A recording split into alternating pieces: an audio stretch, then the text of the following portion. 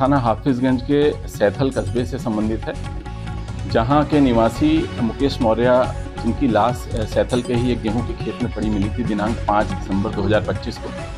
इस सूचना पे पुलिस ने मौके पे पहुंचकर सबको कब्जे में लेकर पंचायतनामा पोस्टमार्टम की कार्रवाई कराई थी। और पोस्टमार्टम रिपोर्ट में इसमें स्ट्रैंगुलेशन के कारण उसका हत्या होना प्रकाश में आया था। विवेचना करने पे और मैनुअल मुखबिरी तथा CDR एनालिसिस के बाद ये जानकारी में आया कि मुकेश की एक महिला है नगमा, उससे वार्ता होती थी और नगमा का पूर्व ही शादी हुई थी और इधर मुकेश की भी शादी तय हो गई थी। इनका लगभग 2-3 साल पहले से ही नज़दीकी संबंध रहे हैं और लगातार इनकी वार्ता ट्रेस हुई है।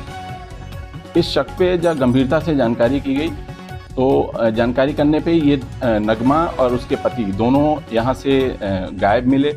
उनकी पूछताछ के लिए उनको तलाशा गया, टीमें एक्टिवेट की गई इसमें। फिर इनकी गिरफ्तारी की गई जादवपुर से और गिरफ्तारी के बाद जब इनसे कड़ाई से पूछताछ की गई तो जानकारी में आया कि एक प्लानिंग के तहत जब नगमा के पति ने मुकेश और नगमा को आपत्तिजनक स्थिति में देख लिया था तो उस समय पति ने नगमा से कहा कि या तो तुम मुझे चुनो या इसके साथ रहो, ये तुझे छोड़ेगा नहीं। इस स्थिति को देखते हुए नगमा ने पति से कहा कि मैं शादीशुदा हूँ और मैं तुम्हारे साथ ही रहूँगी।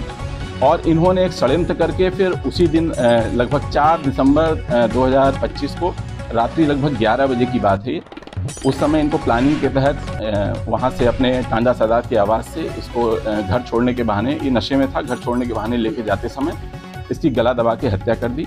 और इस हत्या में दोनों ये पति पत्नी शामिल हैं। इनको आज पर्याप्त सबूतों के साथ माननीय न्यायालय की अभिरक्षा में भेजा जा रहा है और इनके विरुद्ध कड़ी से कड़ी कार्रवाई की जाएगी। अन्य नामजद अभियुक्तगणों के विरुद्ध भी विवेचना जारी है। अगर कुछ साक्ष्य उनके खिलाफ पाए जाते हैं तो उनके खिलाफ भी आवश्यक विधिक कार्रवाई की जाएगी। वाले दिन इससे पहले भी इसको लेकर क्या बात हुई थी, क्या उसने थी? देखिए, घटना ये 4 तारीख की रात्रि की है और 4 तारीख को ही शाम को मेला एक वहाँ सैथल में लगता है, उसमें इस मृतक मुकेश और नगमा की पति सानू की मुलाकात हुई थी। उसमें उसने इसको पीछा छोड़ने के लिए कहा था और इसके जवाब स्वरूप जो मुकेश का कहना था कि मैं इसको कदापि नहीं छोड़ सकता और मेरा तुम्हारे से पहले से संबंध है और मैं इसको भगा ले जाऊंगा, इस तरह की बात बयानों में आई है।